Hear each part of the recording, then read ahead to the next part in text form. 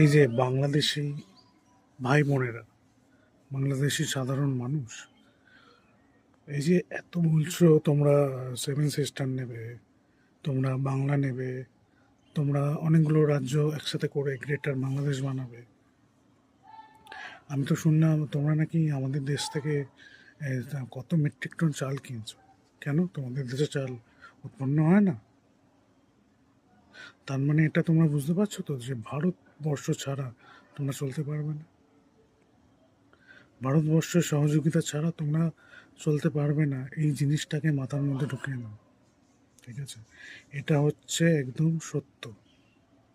সত্যটাকে যত মেনে নেবে ততই তোমাদের পক্ষে ভালো। তোমাদের যত কঠিন রোগের চিকিৎসা করতে আসো, সবই তো আসতে আমাদের ভারতবর্ষে। তাহলে আমাদের ভারতবর্ষ যদি তোমাদের সাথে যোগাযোগ বিচ্ছিন্ন করে দেয় সম্পূর্ণভাবে, এতে সব থেকে ক্ষয়ক্ষতি তোমাদের সাধারণ মানুষদেরই।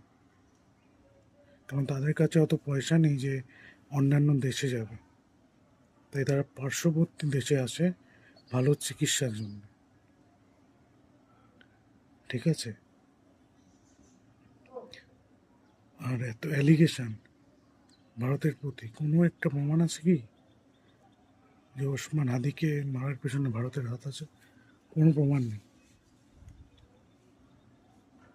কিচ্ছু প্রমাণ নেই। একটা অ্যালিগেশন লাগাচ্ছ, আর ওখানে হিন্দুদের ওপর অত্যাচার করছো, মুসলমানদের ওপর অত্যাচার করছো। তোমাদের না দেশে কোনো আইন শৃঙ্খলা আছে, সাধারণ মানুষ ঠিকভাবে থাকতে পারছে না, আসতে পারছে না। আর এদিকে তোমরা জ্ঞান দিচ্ছ যে সেভেন সিস্টার নেবো, আমরা চিকেন নেক নেবো।